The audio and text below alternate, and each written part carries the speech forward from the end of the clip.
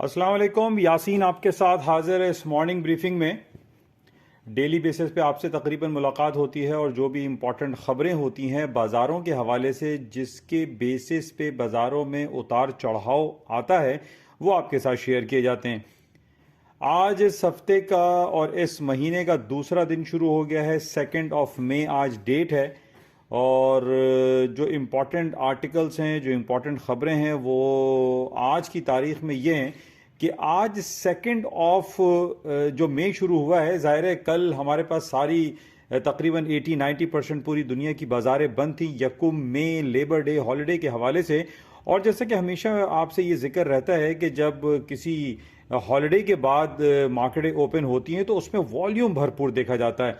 तो आज सुबह से हम यही देख रहे हैं कि बाज़ारों में वॉल्यूम ज़्यादा है, यानी रेगुलर वॉल्यूम दिखाई दे रहा है। हालांकि आज अर्ली मॉर्निंग हमारे पास ये भी खबर रही कि चाइना के बाज़ार 1 मई या लेबर डे हॉलिडे की वजह से आज भी बंद रहे। लेकिन इस वक्त जो कि यूरोप की मार्केटें खुल चुकी हैं और बाज़ारों में काफ़ी उतार चढ़ाव देखने में आ रहा है।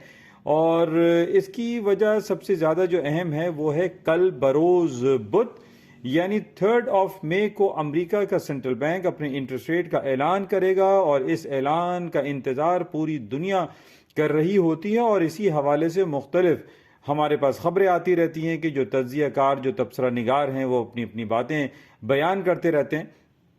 तो बहरहाल इसका हम तफसीली जायज़ा अपने प्लेटफॉर्म yasinanalysis.com पर करते हैं और देखते हैं कि बाज़ारों में आज और क्या खबरें हैं, कल और क्या खबरें रहेंगी, कौन सी अर्निंग रिपोर्ट्स हैं और किन खबरों के बेसिस पे बाज़ारों में उतार चढ़ाव होगा। और ख़ास तौर पे सोने, चांदी और तेल की जो खबरें हैं, जो बातें हैं, जो टेक्निकलिटीज़ हैं, वो आपके साथ शेयर की जाएंगी।